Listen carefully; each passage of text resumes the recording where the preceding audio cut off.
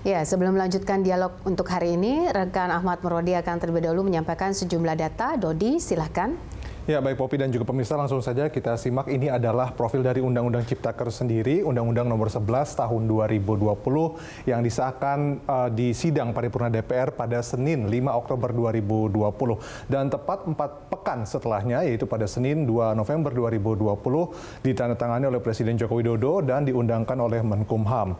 Undang-Undang Cipta Kerja sendiri terdiri dari 769 halaman, di mana ada penjelasan juga sebanyak 418 halaman, sehingga total ada 1.187 halaman. Selanjutnya kita lihat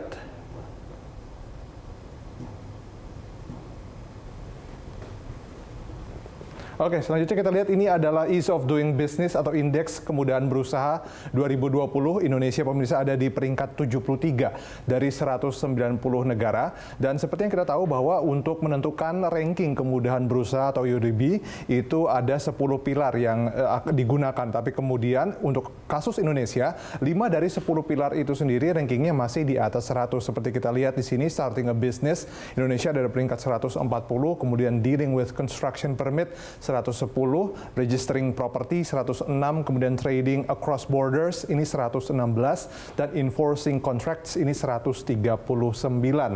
Selanjutnya kita coba bandingkan juga kemudahan memulai usaha, ini Starting a Business di ASEAN UDB.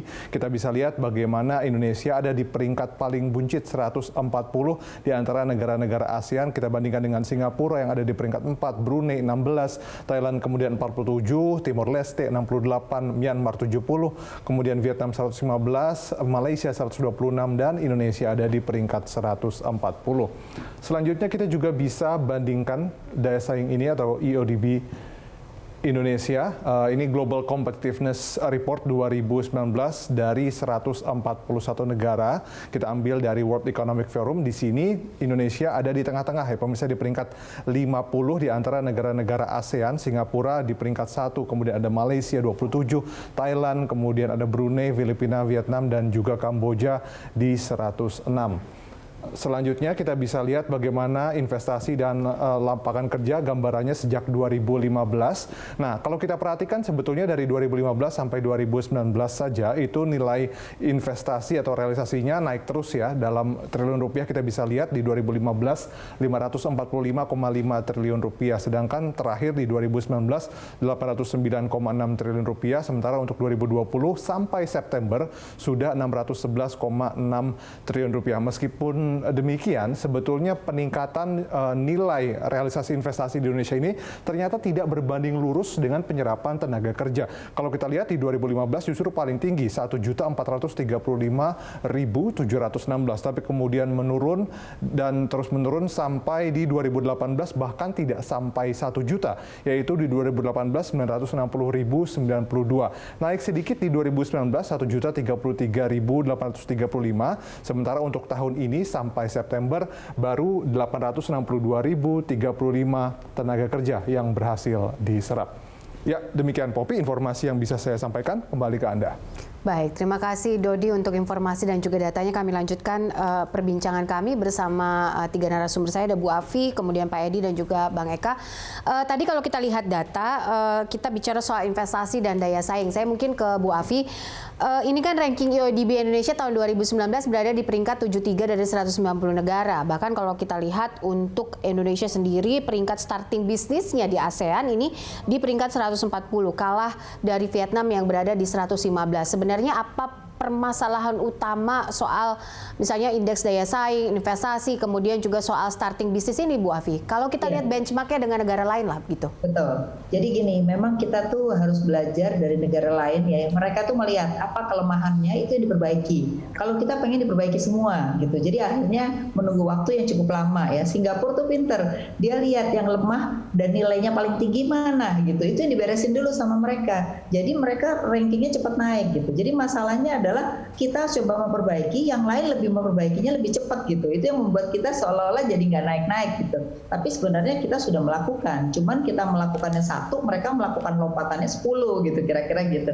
Nah kayak Vietnam gitu ya, Vietnam itu benar-benar mereka menanganinya itu detail Mbak. Jadi sampai yang dikatakan tempat untuk investasi, kemudian mereka lakukan berbagai insentif itu dikawal gitu. Nah menurut saya di sini memang perlu ada koordinasi yang baik. Problem kita ini ada masalah nanti antar departemen gitu. Nah jadi saya takutnya dengan adanya Omnibus Law ini daerahnya kita eliminir gitu ya, di pusat semua, tapi di pusatnya juga nggak jadi satu gitu. Nah baru-baru ini kan kejadian ya, misalnya soal mobil katanya mau dikasih 10%, tohnya menteri yang lain bilang nggak jadi gitu. Nah hal-hal semacam ini yang mungkin harus mulai dikurangi sehingga harus ada dirigennya. Dirigennya itulah yang nanti menentukan gitu sehingga orang itu yang mau berinvestasi itu punya kejelasan tentang ke depan ini polisinya gimana. Jadi masalah kita adalah masalah tentang kepastian hukum, Mbak. Kepastian hukum. Nanti kan ganti presiden 2024 beda lagi visi misi gitu ya. Terus kepastian hukum, lalu korupsi itu juga masih tinggi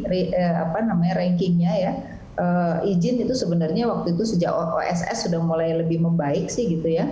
Kemudian masalah birokrasi itu juga rankingnya cukup tinggi gitu. Jadi menurut saya ini masalah di internal pemerintahan itu yang sebenarnya paling besar yang menjadi kendala di dalam daya saing, Mbak. Gitu. Oke, baik Pak Edi menjawab persoalan ini, kepastian hukum, korupsi, soal izin dan juga beberapa permasalahan koordinasi antar kementerian dan lembaga menjadi satu hal yang memang diadres oleh masyarakat saat ini. Bagaimana pemerintah menjawab ini? Ya tentu saja pemerintah berusaha memperbaiki ya, dan yang disampaikan Mbak Afi itu ya kita harus akui benar ya, dan pemerintah, tapi poinnya adalah pemerintah tidak tinggal diam, meskipun tentu saja pemerintah tidak bilang bahwa akan bisa menyelesaikan masalah itu dalam waktu pendek tentu saja ya. Tetapi yang kita bisa pastikan adalah pemerintah berusaha memperbaiki, termasuk mengefisienkan birokrasi. Ya itu kan sekarang dilakukan ya, meskipun masih ada lah sedikit kekurangan di sini, di sana dan sebagainya. Tapi kalau menurut saya upaya pemerintah itu jelas ya mengefisienkan birokrasi, juga koordinasi antar KL di pusat dan antara pusat dengan daerah dan sebagainya. Tetapi memang ini tidak semudah telapak tangan ya, karena kan kalau mau jujur kan sudah lama ya punya masalah dengan yang tadi. Pak. Ya sakit kalau lama kan ya sembuhnya juga lama juga gitu ya. Tapi yang paling penting menurut saya adalah bahwa kita melakukan upaya yang kita bisa lakukan dan kita menunjukkan progres, itu yang paling penting. Masuk Undang-Undang Cipta Kerja ini adalah salah satu upaya pemerintah untuk tidak ngomong aja gitu ya. Kita perbaiki, kita lakukan yang bisa dilakukan. Saya pikir bukan mentang-mentang saya sekarang bagian dari pemerintah ya, tapi keberanian Pak Jokowi memang harus diapresiasi gitu. Ini kan nggak populer langkah ini, tapi demi masa depan Indonesia beliau berani mengambil langkah yang tidak populer. Kalau dipikir-pikir apa kepentingan beliau gitu kan, paling sampai 2024 aja kan gitu. Kalau mau didiemin juga bisa aja presiden gitu kan. Oleh karena itu yang paling penting sekali lagi adalah upaya yang kita lakukan dan progresnya, kemajuannya. Nanti kita lihat sambil kita minta dicerewetin terus lah oleh teman-teman yang di luar pemerintahan ini, nggak apa-apa. Memang itu salah satu cara memperbaiki ya dicerewetin itu. Oke, baik. Saya ingin tanggapannya dari HIPMI sendiri, Bang Eka, silakan. Kebetulan waktu kami masuk di HIPMI, karena memang kami dalam bagaimana menjadi pengusaha yang menjadi pengusaha yang memajukan ekonomi Indonesia. Di situ kita memang sama yang disampaikan oleh kedua pembicara kita, Bu Afi dan Pak Edi, ada banyak masalah terkait dengan perizinan pengusaha tadi yang bermula dari birokrasi. Nah, kami melihat problemnya misalnya izin dari teman-teman yang ingin memulai usaha itu waktunya sangat panjang dan ribet dan tidak ada standar dalam perizinan. Sehingga kalau ingin mengurus perizinan Indonesia, kita harus semakin religius, banyak berdoa. Karena Allah lah yang tahu kapan izin itu bisa keluar. Nah makanya saya kira saya setuju tadi, kehadiran undang-undang ini menjadi salah satu agenda besar kita untuk memperbaiki hal tadi. Kalau dulu sebelumnya misalnya pengurusan izin itu kan tidak ada batas waktu dan tidak ada NSPK, norma standar prosedur dan kriteria. Sehingga kalau saya misalnya di daerah berlawanan politik dengan bupati atau gubernur yang terpilih, itu sampai kapanpun tidak akan keluar izin saya. Tapi dalam undang-undang ini sangat jelas bahwa ada NSPK-nya yang diatur nanti dan juga ada batasan waktunya. Kalau NSPK terpenuhi, waktu terlewati, kalau tetap tidak dikeluarkan, saya kira BKPM melalui lembaga OSS-nya bisa mengeluarkan. Saya kira itu yang dibutuhkan oleh pengusaha kita. Ada kepastian sehingga apa yang disampaikan tadi, apa yang kita menjadi kendala kita selama ini bisa kita selesaikan. Itu baru tingkatan pemerintahan.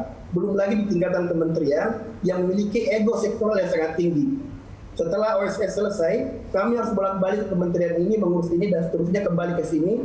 Itu sampai habis uang kita. Kenapa ekor kita tinggi? Saya kira ini juga habis di perizinan, belum lagi tatap muka. Ini bisa membuat potensi korupsi yang ada. Nah, bayangkan sulitnya menjadi pengusaha di Indonesia. Nah, saya kira undang-undang ini dengan segala kelemahan dan kekurangannya menjadi satu langkah positif kita untuk memperbaiki usaha kita. Secara birokrasi kita perbaiki, NSPK kita buat, dan saya kira harapan kita ke depan, dan saya setuju dengan Bu Afi ini dosen saya di IPB, agar bukan cuma undang-undang ini, tapi setelah ini bagaimana UP-nya dan bagaimana unit usahanya bisa bergerak, agar bisa semakin formal dan juga bisa naik kelas, sehingga menjadi tuan rumah di negeri sendiri. Oke, saya kira ada yang harus kita lakukan. Baik, kita lanjutkan dialog kita usai jeda. Kita jeda sebentar pemirsa, tetaplah bersama kami dalam Hot Economy.